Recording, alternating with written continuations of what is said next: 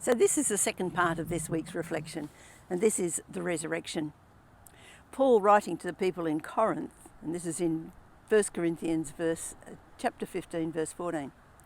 And if Christ has not been raised, our preaching is useless, and so is your faith. The resurrection is absolutely central to the Christian faith.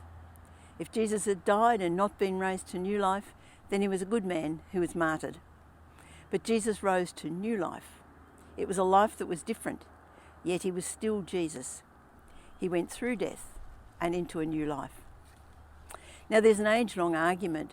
Did Jesus really rise physically, his physical body? Or was it just that his followers felt that they could feel his presence still with them? Certainly, it was something that had never happened before. And it wasn't what his followers were expecting. They were absolutely bewildered. Reports that the tomb was empty, they didn't understand. Then hearing Mary Magdalene say she'd seen him, they didn't believe her. They freaked out when he appeared to them in a locked room, thought he was a ghost, and he had to reassure them that he wasn't. And then there was Thomas, who wasn't there when he appeared to the rest of them. And he said, I just can't believe, unless I see for myself, I can't believe. There are those who like to say that the stories of the resurrection are the disciples' way of just saying that Jesus was alive, even though there wasn't a physical resurrection. But the stories in the gospel are evidence of a physical resurrection. Now, over the years, people have sought to sort of prove that this wasn't possible. It didn't happen. But there are those who've gone through all the evidence and they come to the conclusion it must have happened. One of these is Lee Strobel. He was an American investigative journalist, and his wife became a Christian. And he wanted to show her that it was all nonsense, so he very carefully went through all the evidence. But when he'd come to the end of it, he was convinced that it was real.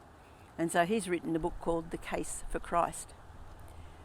An older author or an earlier author was James Morrison, a lawyer, and he did the same thing. He went through all the evidence with the wanting to prove that it wasn't possible. But when he'd finished going through all the evidence, it said it has to be. He wrote a book called Who Moved the Stone? Jesus was raised to a new life. He was Jesus, and he still had the scars in his hands and his feet. Once his followers got over their shock and disbelief, they recognised it was Jesus because they knew him. Now, he was outside of time and space in that he could appear in that locked room, just appear through the walls.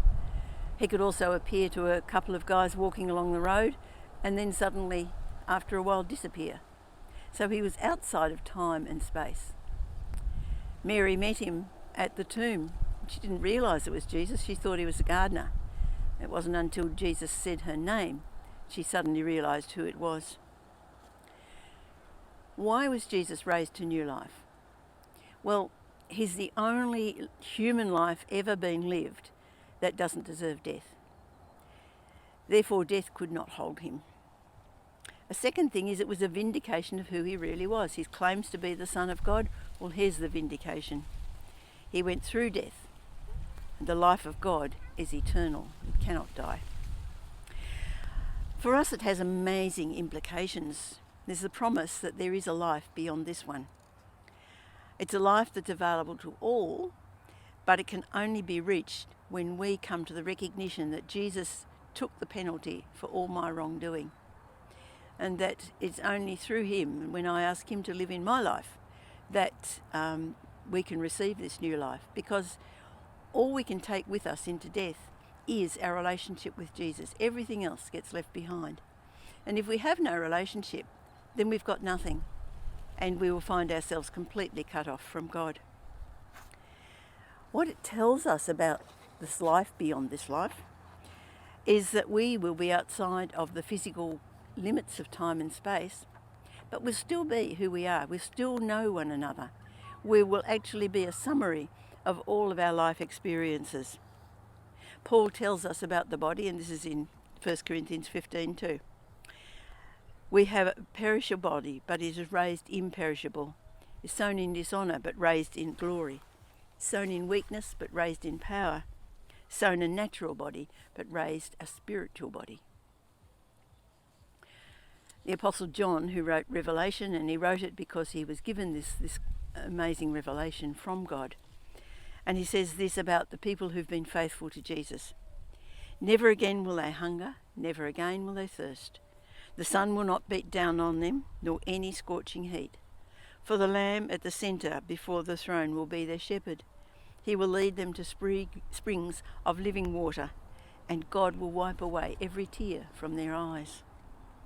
That's Revelation 7:16-17. It's a picture of life without pain, without sickness, without stress, without evil. The resurrection of Jesus is a promise of all of this. By his death, Jesus has opened up the way for us to have this new life. Hebrews 10:23. Let us hold unswervingly to the hope we profess, for he who promised is faithful.